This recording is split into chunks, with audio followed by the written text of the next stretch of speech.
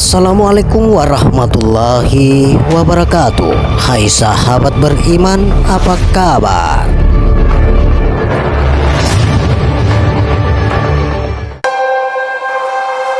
Sahabat beriman yang dirahmati oleh Allah Subhanahu wa Ta'ala, kali ini kami akan membahas hakikat yang disembah.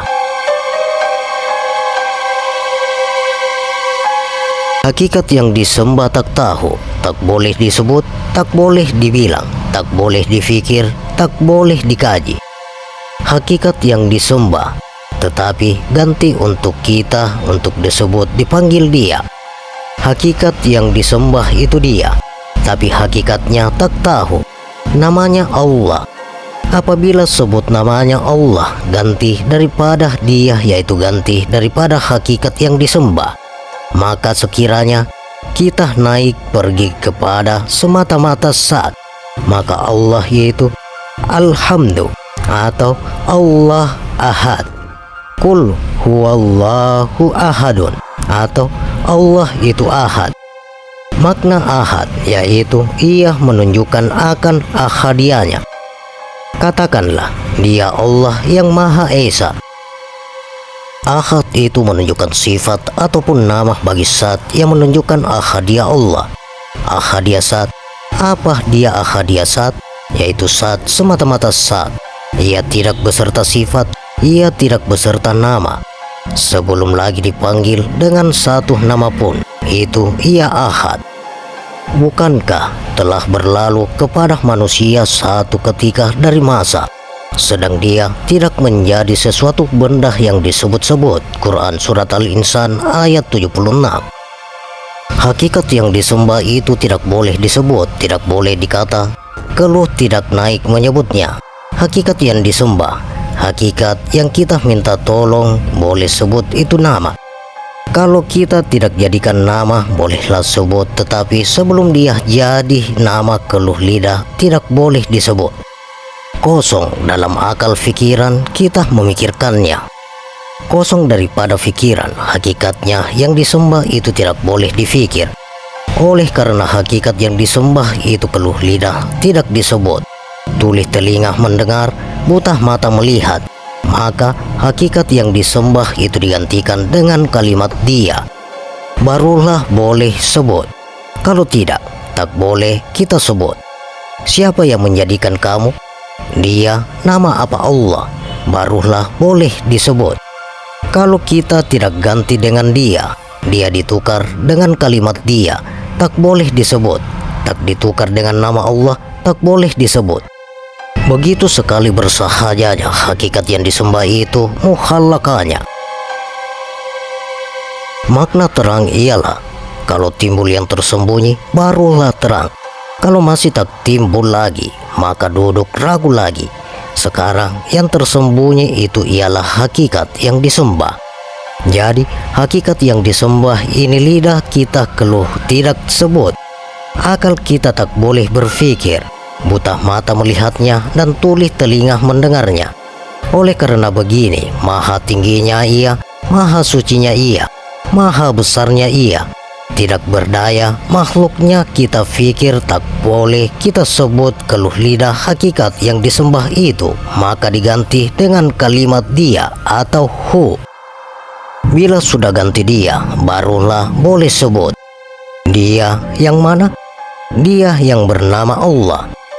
Jadi nama Allah ini menerangkan kepada seseorang, sehingga ternyatanya ain zat yang tersembunyi itu. Kalau begitu, ia sungguh ada zat karena namanya ada, tapi Allah bukanlah zat. Ini ikhlas. Kalau selagi nampak bergambar, selagi boleh sebut, yakni hakikat yang disembah itu boleh disebut dengan lidah, selagi itulah belum ikhlas. Suci sungguh, selesai sungguh, bersih sungguh zat Allah Ta'ala itu. Hakikat yang disembah itu, sehingga tak sebut tak boleh. Jika sekiranya dia tak izinkan, maka datangnya atau kiamat tidaklah seseorang pun dapat berkata-kata melainkan dengan izin Allah. Maka di antara mereka ada yang celaka dan ada pula yang berbahagia. Hakikat yang disembah itu ditukar dengan kalimat Dia yang bernama Allah.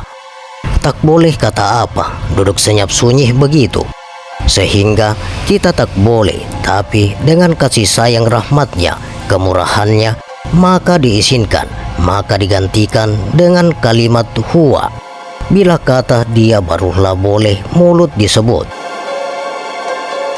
Kita ingin fikirkan tidak boleh juga bersalahan dengan segala yang baru, dan tidak berfaedah syafaat di sisi Allah kecuali bagi orang yang telah diizinkan Allah, sehingga apabila dihapuskan Allah perasaan takut dari hati mereka, bersukarialah mereka dengan bertanya-tanya sesama sendiri, apakah yang dititihkan oleh Tuhan kamu? Sebahagian di antara mereka menjawab, Tuhan telah menitihkan kebenaran, dan Dialah jua yang maha tinggi keadaannya, lagi maha besar kekuasaannya. Jangan bertuhankan kalimat, jangan bertuhankan nama. Tapi kalau Dia tidak diturunkan nama, tak boleh kita kata apa lagi. Kalau suara tak terbit juga, masih ada suara, bukan lagi begitu ikhlasnya hakikat yang disembah. Sampai di sini barulah ikhlas tauhid seseorang itu, barulah sampai maksud Qul huwallahu ahad. Teman yang maha tinggi itu adalah Rafiqul A'la. Tidak boleh disebut, tidak boleh dikaji, tidak boleh difikir, tidak boleh. Rasul masa wafatnya, kalam yang terakhir terbit ialah Rafiqul A'la. Tapi kalau senyap saja tak pakai, dia kena bunyi Qul huwa Allahu ahad. Sayyidina Bilal sewaktu dihimpit batu di dadanya di tengah padang yang sangat panas, kalimat yang keluar dari mulutnya ialah ahad, ahad, ahad. Dia pergi kepada ahad, kepada Rafiqul A'la, kepada ahadiyah Allah semata-mata, saat tidak beserta sifat dan tidak beserta asma. Padahal Sayyidina Bilal itu seorang hamba abadi, tetapi akidah dia sudah pun kepada ahad. Ahad itu ahadiyah semata-mata saat. Kemudian Allah didatangkan lagi namanya. Namanya itu Allah pada kali yang kedua. Tadi ayat pertama, ayat yang kedua Allahus Samad. Jadi Allahu Ahad, yaitu nama bagi sifat yang menunjukkan ahadiyah Allah. Allahus Samad, nama yang menunjukkan wahidiyah Sat, yaitu Sat beserta sifat. Allah yang menjadi tumpuan sekalian makhluk untuk memohon sebarang hajat. Tadi itu semata-mata Sat atau ahadiyah, yaitu Sat tidak beserta sifat, Sat tidak bernama. Sekarang wahidiyah, yaitu Sat beserta sifat dan bernama, itu wahidiyah. Hak yang pertama tadi semata-mata hakikat yang disembah saja, tidak beserta dengan sifatnya, tidak lagi bernama. Tetapi untuk kita mendekatinya, karena hakikat yang disembah itu tidak bernama, tidak boleh disebut, tidak boleh difikir dan dikaji, maka adalah namanya. Tetapi nama itu menunjukkan sifat ahadiyahnya. Allahu Ahad, Allahus Samad.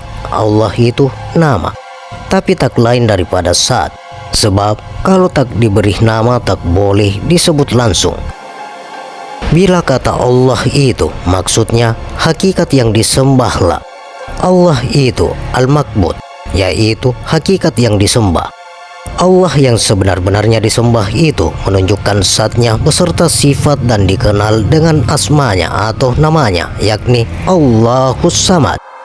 Jadi bila nyata As-Samadu bahwa Sat hakikat yang disembah, nama bagi sifat hakikat yang disembah yang menunjukkan wahidiyahnya, yaitu Sat beserta sifat. Allah itu sifatnya tidak berhajat kepada yang lain. Bahkan Allah itu menjadi sandaran kepada sekalian yang maujud. Allah itu Sat yang bersifat As-Samadu. Sat itu adalah tempat menyandarnya sekalian maujud. Menyandar bagaimana? Kita menyandar kepada Dia. Kita lapar, kita menyandar ke Dia. diadakan rezeki, dan lain-lain. Yang dimaksud dengan menyandar bukan menyandar tubuh, tapi menyandar makna daripada tempat atau bergantung.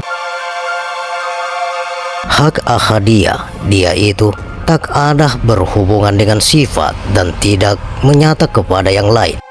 Tetapi yang kedua ini, wahidiyah, dia berhubungan dengan yang lain. Ahadiyah semata-mata zat, wahidiyah beserta sifat. Bila beserta sifat adalah mazharnya dan adalah dalilnya. Tapi semata-mata zat tidak perlu kepada dalil, tak perlu kepada mazhar, bahkan tajalli terus. Bila dalil untuk sifat dan asma, dalil untuk af'al, mazhar untuk sifat dan asma, tetapi zatnya tajalli. Allah, dia ganti daripada hakikat yang disembah dengan sebenarnya. Hakikat yang disembah dengan sebenarnya itu tak boleh disebut, tak boleh dikata, tak boleh difikir, tak boleh dibandingkan, tak boleh dirupa bentuk.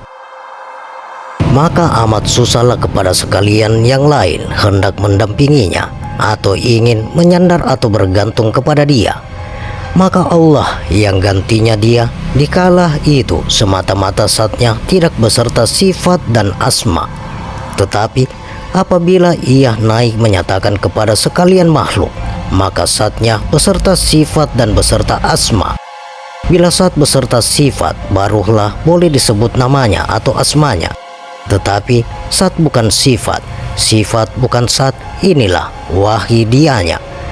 Allah ganti dia, ganti hakikat yang disembah dengan sebenarnya itu, diganti dengan dia, diganti dengan Allah, kemudian beserta dengan sifatnya as-samadu. Jadi as-samadu tempatnya bergantung, tempat sandaran, gantungan sekalian yang wujud.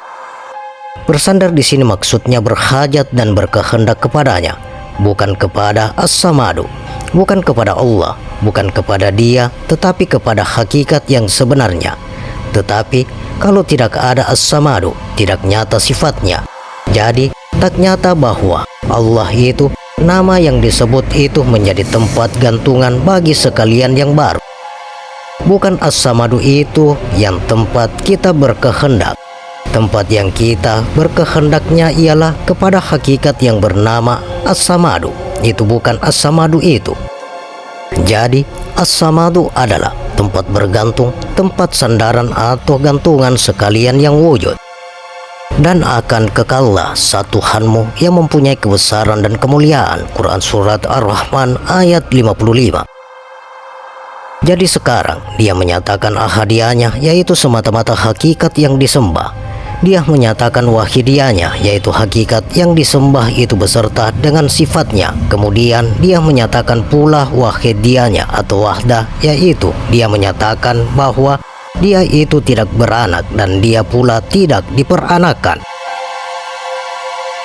Lam yalid, dia tidak beranak. Karena beranak ini adalah satu karena bagi wujudnya sesuatu yang lain. Jadi berarti saat Allah Ta'ala itu tidak mengeluarkan anak, sifat itu bukan anak dia, asma itu bukan anak dia, sekalian nur itu bukan anak dia, dan bukan sebab sekalian daripada dia. Kalaulah nur itu sebagian daripada zat, kalaulah sifat dan asma itu sebagian daripada zat, berarti zat ini beranak. Kalau sekiranya nur itu anak zat, maka nur itu adalah kuasanya seperti mana zat. Dia pula boleh buat alam lain lawan dengan ayat. Jadi kalaulah sekiranya sifat itu zat, sifat sendiri berkuasa, sifat diri boleh menjadikan sesuatu berpisah ia dengan zat. Sifat pun kenyataannya bagi zat. Sifat tak boleh kita buat apa-apa. Ia hanya kenyataan menyatakan bahwa hakikat yang disembah itu sebenarnya yang menjadikan sekalian alam. Nama pun tak boleh buat apa-apa. Sekiranya zat Allah Ta'ala itu dia beranak, yakni keluar daripada zatnya sesuatu yang lain, samudra keluar daripada zatnya hakikat Muhammadiyah. Keluar daripada zatnya itu Muhammad, maka Muhammad anak dia. Bila Muhammad anak dia, maka Muhammad boleh buat macam mana dia boleh buat.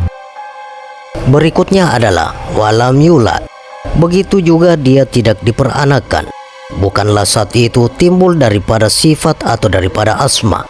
Ada sifat, ada asma baru, ada Sat. Bukan begitu. Ia kenyataan wujud Sat bukan timbul daripada Sat. Bukanlah Sat itu timbul daripada wujud. Wujud itu menyatakan bahwa Sat itu ada.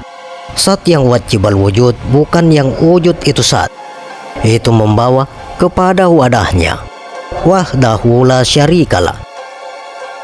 Jika sudah mengetahui ahadiyah, wahidiyah, kemudian kita pergi pula ke wahdah, maka suratul ikhlas ini tidak suatu apapun setanding dengan dia pada yang lain daripada Satnya.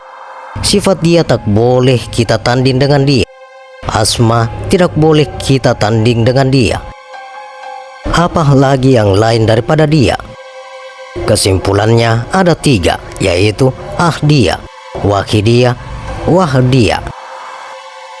Dalam surat Al-Ikhlas ini Allah menyatakan ahadiyah Satnya, yaitu semata-mata Sat. Sat yang tidak beserta sifat dan tidak bernama. Hakikat yang disembah itu dia tidak bernama dan tidak bersifat pada ahadiyahnya. Tetapi apabila sampai pada wahidiyah Satnya atau hakikat yang disembah itu beserta nama, beserta sifat dan disebut namanya, kemudian turun kepada peringkat wahda atau wahdiyah. Sat atau hakikat yang disembah beserta sifat disebut namanya, kenyataannya pada sekalian alam, barulah Sat, sifat, asma, af'al. Bila kata Bismillahirrahmanirrahim, manusia dengan segala alam perhimpunannya kemudian menyatakan wujud Sat, wujudnya sifat, wujudnya asma, wujud af'al Allah. Bila kata kul huwallahu ahad, pergilah kepada ahadiyahnya, yaitu semata-mata Sat. Allahu samad, pergilah kepada wahidiyahnya, Sat beserta sifat samadiyahnya, sifat yang segala lain berhajat padanya. Lam yalid wa lam yulad wa lam yakul lahu kufuwan ahad. Sekalian yang lain hanya semata-mata dalil atau masar bagi wujud Satnya. Allah menyuruh Nabi berkata, beritahulah kepada orang kafir Quraisy yang bertanya, siapakah Tuhan yang sebenar wahai Muhammad? Maka Allah suruh Nabi beritahu kepada kafir Quraisy, huwa, maknanya adalah dia, adalah menggantikan pada sebutan Sat, hakikatul makbud. Karena Sat, hakikat yang disembah dengan sebenar-benarnya itu tak boleh kita sebut, kita keluh lidah, tak boleh dilihat, tak boleh dibanding-bandingkan atau sebagainya. Oleh karena itu diganti pada sebutan Sat hakikatul makbud, itu dengan perkataan huwa atau dia, bahwa hakikat al-makbud, hakikat yang disembah dengan sebenarnya itu ialah semata-mata Sat, tidak beserta sifat, tidak beserta asma pada hakikat ahadiyahnya, yang itu dinamakan ahadiyah.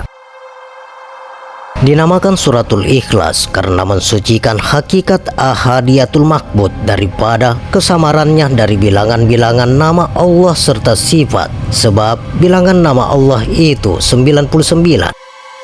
Jadi bilangan namanya banyak, sedangkan hakikat makbud itu hanya atau ahadiyah. Jadi kalau Ar-Rahman pun dia, Ar-Rahim pun dia, dan lain-lain, maka banyaklah bilangan-bilangan asmanya dan bilangan sifatnya. Kesempurnaan ikhlas bagi Sat al-makbud, kesempurnaan mensucikan bagi Sat al-makbud itu menafitkan segala sifat daripadanya, yakni Sat itu dinafitkan sifat daripadanya karena tiap-tiap sifat itu bukan suatu yang disifatkan.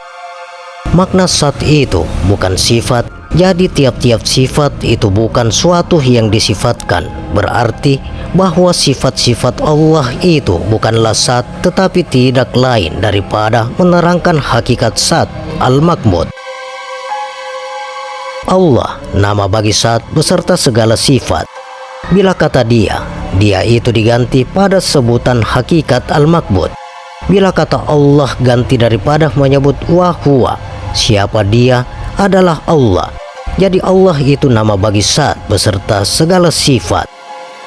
Bila kata Allah Ar-Rahman, Ar-Rahim, Al-Malikul sehingga 99 dan segala sifat kemalatnya yang menggantikan hakikatul al-makbut. Hakikat al-makbut ini kita fikir tak boleh disebut, tak boleh dipasal dia bersalah dengan segala yang baru. Melainkan bila kata dia yang bernama Allah barulah boleh kita sebut. Bila ganti kepada dia yang bernama Allah barulah boleh disebut, tetapi hakikat al-makbut tetap dia dengan ahadiyahnya. Karena segala sifat itu bukanlah suatu tambahan di atas zat. Ahad ialah ahadiyah hakikat zat al-makbut dengan tidak diiktibarkan pada bilangan-bilangan sifat dan asma. Sifat-sifat dan asma itu adalah penerangan-penerangan sebagai tempat timbulnya ain yang tersembunyi, yakni hakikat zat al-makbut tersembunyi, tiada siapapun boleh dicerita, menerangkan dan sebagainya, tetapi sifat dan asma inilah yang menerangkan supaya nyata dan timbulnya ain yang tersembunyi, tetapi hakikatnya adalah ain yang tersembunyi itu sendiri. Jadi Ar-Rahman itu siapa? Ar-Rahman itu hakikat al-makbut lah, tapi kalimat Ar-Rahman itu asmanya, itu sifatnya, tetapi hakikat Ar-Rahman itu ialah al-makbut lah yang disembah. Perbedaan antara ahad dan wahid adalah ahad ialah ahadiyah hakikat al-makbut, yaitu zat mutlak tanpa sifat dan asma. Bila kata ahadiyah hanya semata-mata hakikat al-makbut yang disembah. Tapi wahid, bila kata wahid ialah wahidiyah al-makbut beserta bilangan sifat dengan asmanya, barulah wahidiyah ditukarkan asma bagi zat beserta sifat pula, adalah menunjukkan hakikat wahda al-makbut. Jadi daripada sifatnya ditukar disebut dengan nama itu menunjukkan wahdanya. As-Samadu, nama bagi sifat yang menunjukkan wahidiyah al-makbut sebagai tempat sandaran yang mutlak. Tak ada tempat lain hendak disandar melainkan kepada Allah As-Samad, yakni kepada zat bagi tiap-tiap sesuatu yang lain. Karena berkehendaknya tiap-tiap yang lain daripadanya kepadanya, segala yang lain daripada Allah kepada zat itu semuanya berkehendak kepada dia, dan segala keadaan tiap-tiap sesuatu itu dengan dia, semuanya sekalian dengan dia.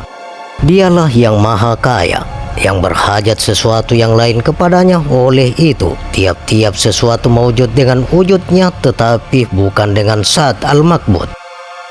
Dalil wujud Allah itu sekalian yang mewujud, tetapi wujud itu bukan zat. Wujud itu sifat yang menerangkan bahwa adanya hakikat al-makbut. Itu karena segala yang mungkin itu melazimkan bagi wujud dan bukannya sifat wujud. Tiada rupa bentuk, tiada ada bandingan, tiada ada yang menyerupai wujudnya. Allah Ta'ala itu tak boleh dibanding, tak boleh dibentuk, tak boleh dirupa wujud Allah. Beranak artinya melahirkan sesuatu daripada diri, dan suatu kelahiran itu adalah suatu jusud daripada jusud yang beranak itu. Makna kalau anak itu sebagian daripada mama dan ayah, itu baru dipanggil beranak. Jadi darah dan daging akulah itu. Kalau disebut beranak artinya melahirkan sesuatu daripada diri sesuatu. Lahir sesuatu dari diri sesuatu, dan suatu kelahiran itu adalah suatu jusud daripada diri yang beranak itu. Allah Maha Suci daripada memperanakkan sesuatu. Maknanya sekalian yang mewujud ini bukan terbit daripada dalam zat Tuhan. Bukan zat itu terbit makhluk, nur dan lain-lain. Tidak begitu, dan tidaklah sesuatu yang lain itu lahir dari zat al-makbut. Bukan zat yang sebenar disembah itu memperanakkan sekalian alam ini. Zat Allah Ta'ala ini tidak beranak. Bukanlah maknanya sekalian makhluk itu terjadi daripada zatnya, tetapi zatnya lah yang menjadikan sekalian alam ini. Bukan terbit daripada zatnya, dan tidaklah sesuatu yang lain itu lahir daripada zat al-makbut. Bahkan sesuatu itu adalah kejadiannya yang menunjukkan wahdatul wujud al-makbut. Dia sendiri saja menjadikan sekalian alam ini. Jadi sekalian alam ini menunjukkan wahdatul wujudnya. Dia ahadiyah. Ahadiyah itu zatnya. Wahidiyah itu asma dan sifatnya. Wahdah itu af'alnya. Jadi bila kata Allah zat, sifat dan af'al, zat makamnya ahadiyah, sifat dan asma makomnya adalah wahidiyah, dan af'alnya makomnya wadah. Tak ada yang lain daripada Dia menjadikan sekalian perbuatan itu, melainkan Dia saja. Jadi bila tauhidul af'al ialah wahdatul wujudnya, pada tauhidul sifat dan asma ialah wahidatul wujudnya. Tauhidul zat ahadiyatul wujudnya. Begitu, bukan makna wahdatul wujud itu kita di dalamnya, tidak. Makna sekalian makhluk yang dijadikan ini dialah yang menjadikan. Tidak ada dua yang menjadikannya, melainkan Dia sahajalah yang menjadikan. Itu yang dimaksud wahdatul wujud. Demikian juga zat al-makbut itu tidak dilahirkan oleh sesuatu yang lain. Bahwa zat al-makbut itu tiada berupa, tiada berbentuk, tiada berbagai, tiada berbanding, dan tidak meminta-minta yang lain. Tidak tercapai pada akal manusia untuk memikir hakikat al-makbut. Bahkan wajib mempercayai dan meyakini wahdatul wujud al-makbut itu. Jadi sekarang jelaslah bahwa Allah Subhanahu wa Ta'ala zatnya itu ahadiyah. Makna ahadiyah semata-mata zat, tidak beserta sifat dan asma. Yang zat Allah Ta'ala apabila beserta sifat dan asma maka dinamakan Dia wahidiyah. Apabila zat Allah Ta'ala itu beserta sifat dan asmanya menjadikan sekalian alam ini perbuatan af'alnya, di situ martabatnya wahda. Allahu a'lam bishawab. Demikian sahabat hakikat yang disembah. Bagaimana pendapat Anda? Silakan share pendapat menarik Anda pada kolom komentar. Semoga video ini bermanfaat dan bisa menambah keimanan dan ketakwaan kita kepada Allah Subhanahu wa Ta'ala, dan tentunya kita semakin cinta kepada Rasulullah Sallallahu Alaihi Wasallam.